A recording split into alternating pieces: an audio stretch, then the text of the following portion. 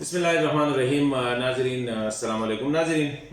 पाकिस्तान के chief of army staff general Qamar Bajwa साहब ने आज अफ़गानिस्तान का दौरा किया। अफ़गानिस्तान के दौरे में वो अफ़गानिस्तान के आला हुकाम से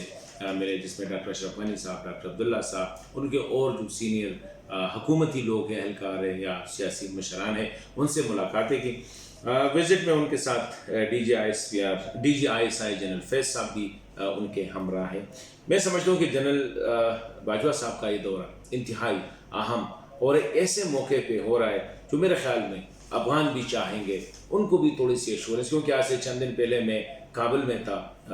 जलालाबाद वगैरह में गया था, तो वहाँ पे मैंने जो माहौल देखा था वो बहुत ज़्यादा डर वाला और नाउमीदी वाली सिचुएशन थी। अफ़गान अवाम जो है वो बड़ी नाउमीदी और मायूसी की सूरत हाल में थे। और फिर उसके बाद जो परसों जो वाक़या हुआ जिसमें बच्चों के मतलब एक जानवर भी नहीं करते, 20 भी नहीं करते, कि बच्चों के स्कूल को टारगेट किया, बच्चियों के स्कूल को टारगेट किया, और उसमें कई मतलब एक 60-70 के करीब जो है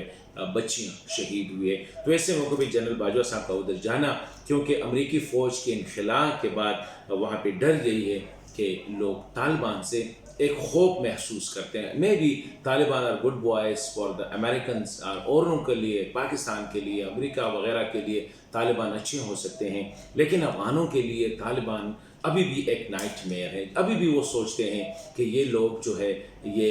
इंसानियत का सलूक नहीं करेंगे, ये लोग अपना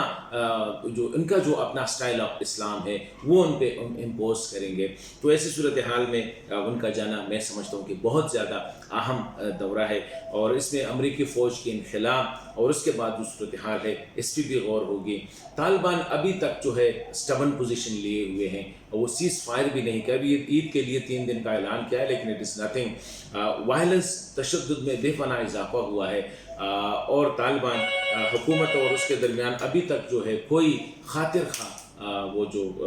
मैं समझता हूँ कि कोई एग्रीमेंट या कोई जिस तरह कहते हैं कि कोई इस तरह जिस पे वो सारे मुत्तहिद हो, मुत्तफिक हो, कोई ऐसा निज़ाम सामने नहीं आ रहा है। डॉक्टर अशरफ गनी साहब ने भी कहा है, तालिबान के जो लीडर है मुल्ला हैबतुल्लाह साहब, उसने भी एक प्रपोजल पेश की है कि एक ऑल इंक्लूसिव एक गवर्नमेंट होनी चाहिए, लेकिन कैसी होनी चाहिए ये एक बहुत बड़ी वहाँ पे है। तो मैं समझता हूँ कि डॉक्टर जनरल बाजवा साहब वहाँ पे जाके डेफिनेटली, क्योंकि अफ़गानों की जो ज़्यादा उनकी जो नज़र है वो पाकिस्तान पे रहती है, वो ये समझते हैं कि पाकिस्तान जो है वो तालिबान को कंट्रोल कर सकता है, वो ये समझते हैं कि तालिबान जो है वो पाकिस्तान से इंस्ट्रक्शन लेते हैं या नहीं लेते हैं ये और बात है, लेकिन अफ़गानी इस बात पे कन्विंस है कि ज़्यादातर जो सूरत हाल है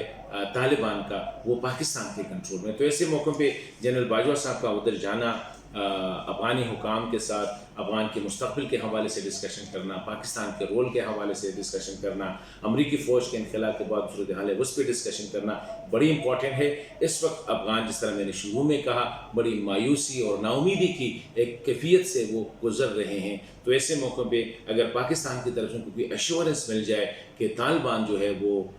एक अमन का रास्ता अडॉप्ट करेंगे, वो अकोमोडेशन पे आएंगे, वो तशद्दुद में कमी करेंगे, वो जो अमरीकी फ़ौज के इनखला के बाद जो खिला पैदा होगी उसको वो फिल नहीं करेंगे, वो लड़ाई पे फिल नहीं करेंगे, बल्कि बातचीत से आगे जाएंगे। ये बुनियादी चीज़ है, क्योंकि डर यही है कि अगर अमरीकी अफवाज निकल गई और तालिबान ने बज़ोर शमशीर या बज़ोर बाजू जो है जंग के ज़रिए वो खिलाफ वो बढ़ने की कोशिश की, तो उससे हालात बहुत ज़्यादा बिगड़ सकते हैं। पाकिस्तान का किरदार, अमेरिका का किरदार, सबका किरदार ये होना चाहिए कि तालिबान को ये इस पर कन्विंस करे कि अमरीकी फ़ौजों के जाने के बाद ये ना हो कि वो आके लड़ाई पे उतरेंगे। अगर वो लड़ाई करेंगे, फ़ौज भी लड़ेगी, हुकूमत भी लड़ेगी, और इस तरह नुकसान जो है ये ख़ित्ता जो है एक बार फिर बदनामी के उसमें चला जाएगा।